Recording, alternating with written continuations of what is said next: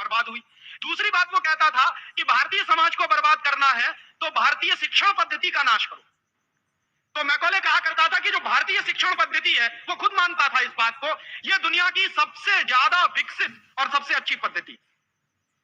क्या होता था, यहां गुरुकुल चलते थे, गुरुकुलों में विद्यार्थी पढ़ते थे और विद्यार्थी 20 साल तक 25 साल तक ब्रह्मचर्य का पालन करते हुए शिक्षा ग्रहण करते थे, संस्कार मिलते थे और वो संस्कार लेकर समाज में जाते थे। उन्हीं संस्कारों से संस्कृति बनती थी और वही संस्कृति भारतीय संस्कृति कहलाती थी।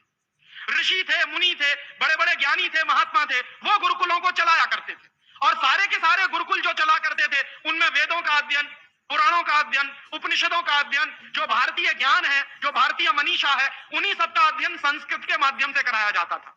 मैकॉले ने क्या किया कि गुरुकुलों का नाश अगर करना है तो उसने एक कानून बनाया। क्या कानून बनाया? संस्कृत में जितने विद्यालय इस देश में चलते थे हिंदुस्तान में अंग्रेजों के जमाने में, उन सबको उसने इल्लीगल घोषित किया, गैर कानूनी, और उसने प्रतिबंध लगा दिया कि संस्कृत भाषा के माध्यम से कोई भी गुरुकुल चलेगा उसको अंग्रेजी सरकार मान्यता नहीं देगी। तो मान्यता किसको देगी? अंग्रेजी के माध्यम से जो कॉन्वेंट स्कूल चलेंगे उनको अंग्रेजी सरकार मान्यता देगी और उसके लिए बाकायदा उसने कानून बनाया। उस कानून का नाम है इंडियन एजुकेशन एक्ट और ये इंडियन एजुकेशन एक्ट लागू हुआ 1858 में, आज से लगभग 140 साल पहले। तो 140 साल पहले जो कानून लागू हुआ था अंग्रेजों के जमाने में, वही कानून आज भी चल रहा है। उस कानून के आधार पर मैकॉले ने क्या किया? संस्कृत के माध्यम से चलने वाले गुरुकुलों को बर्बाद कर दिया, कानून बना के उनको बंद करा दिया। जो उनमें अध्यापक होते थे, गुरु होते थे, उनको मार पीट कर अंग्रेजी सरकार जेल में बंद करती थी। जो विद्यार्थी अध्ययन के लिए जाते थे उनको रोक दिया जाता था, उनका अध्ययन ना होने पाए उसके लिए समस्याएं खड़ी की जाती थी। और दूसरी तरफ कॉन्वेंट स्कूल चालू कर दिए और उसमें अंग्रेजी के माध्यम से शिक्षण देना शुरू किया। एक दिन उसने अपने बाप को चिट्ठी लिखी और इस चिट्ठी में उसने ये लिखा कि मैंने हिंदुस्तान में एक ऐसी शिक्षण पद्धति पैदा कर दी है जिसमें अगर हिंदुस्तानी विद्यार्थी पढ़ेंगे तो पढ़कर निकलने के बाद वो शरीर से हिंदुस्तानी होंगे, दिमाग से सब अंग्रेज हो जाएंगे। तो देख रहे हैं, अभी देख रहे हैं, तो शरीर से हिंदुस्तानी और दिमाग से अंग्रेज। तो मैकॉले दूसरी बात लिख रहा है उस चिट्ठी में कि जब वो शरीर से हिंदुस्तानी और दिमाग से अंग्रेज हो जाएंगे तो अंग्रेजों के हिसाब से सारे काम करेंगे और वो विद्यार्थी जब कॉन्वेंट स्कूल में से निकलेंगे तो सबसे ज्यादा गालियां भारतीय संस्कृति को देंगे, सबसे ज्यादा गालियां अपने मां बाप को देंगे। कैसे? मॉम और डैड कह के। डैड माने होता है मरा हुआ और मम्मी माने होता है शव।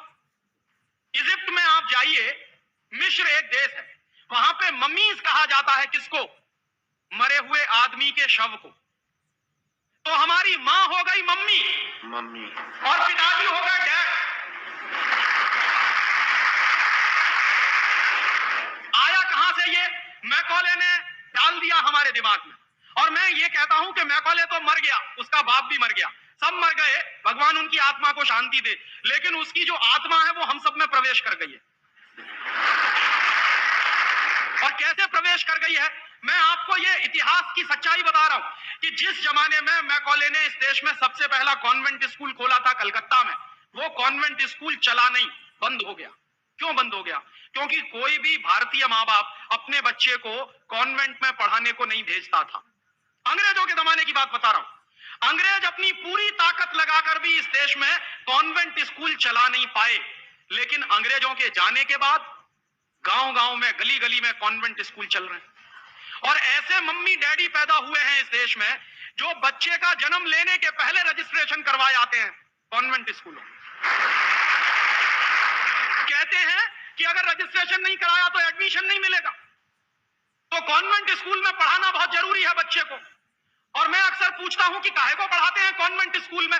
तो कहते हैं राजीव भाई, जब हमारा बच्चा कॉन्वेंट में पढ़ेगा तो बहुत स्मार्ट बन जाएगा। तो मैं पलट के पूछता हूं कि जरा बताइए स्मार्टनेस क्या होती है?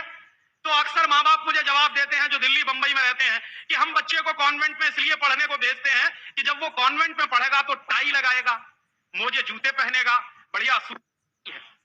तो अंग्रेजों के देश में टाई इसलिए लगाई जाती है कि वहां ठंडी बहुत पड़ती है, सर्दी बहुत पड़ती है और एक साल में 6 महीने भयंकर बर्फ पड़ती है। कभी कभी तो ये हालत होती है कि 6-7 महीने सूर्य भगवान के दर्शन नहीं होते, और वहां की जलवायु ऐसी है कि आज अगर सूर्य निकला तो जरूरी नहीं है कि कल भी निकलेगा, परसों भी निकलेगा, नरसों भी निकलेगा। भारत में ऐसा नहीं है, आज अगर निकला है तो कल भी निकलेगा, परसों भी निकलेगा, 3 महीने बाद भी निकलेगा, 1 साल बाद भी निकलेगा, ऐसे ही निकलेगा। इंग्लैंड के लोग ये गारंटी से नहीं कह सकते। तो वहां ठंडी बहुत पड़ती है, सर्दी बहुत पड़ती है, और जिन देशों में सर्दी बहुत पड़ती है, ठंडी बहुत पड़ती है, वहां के लोगों को अक्सर जुकाम बहुत होता है, नाक चलती है। तो जब नाक चलती है तो उस नाक को पोंछने के लिए बार बार जेब से रूमाल निकालना पड़ता। तो उन्होंने क्या किया कि एक रूमाल गले में लटका लो जो नाक पोंछने के काम आएगा। और टाई का माने क्या होता है? अंग्रेजी का शब्द है TIE। टाई का माने होता है गले के चारों तरफ लटकाया गया कोई कपड़ा। किस काम आता है वहां पर? नाक पोंछने के। क्यों करते हैं? क्योंकि ठंडी बहुत पड़ती है, सर्दी बहुत पड़ती है। हमारे देश में तो 1 साल में 9 महीने गर्मी पड़ती है, और यहाँ गुजरात में तो 12 महीने गर्मी पड़ती है। मैं तो यूपी का रहने वाला हूं, वहां थोड़ी बहुत ठंडी जरूर पड़ती है, यहाँ तो बिल्कुल नहीं पड़ती। तो वहां तो इसलिए टाई लगाते हैं कि उनको जरूरत है उसकी। हम हमारे बच्चों को क्यों लटका रहे हैं अपने गले में टाई? मर गए अंग्रेज और चला गया मैकॉले, लेकिन उसकी आत्मा का वास हम सब में हो गया। जिसको देखो वो कॉन्वेंट स्कूल में घुसा रहा है अपने बच्चों को, जिसको देखो वो अंग्रेजियत की तरफ ले जा रहा है। बड़े शर्म की बात है।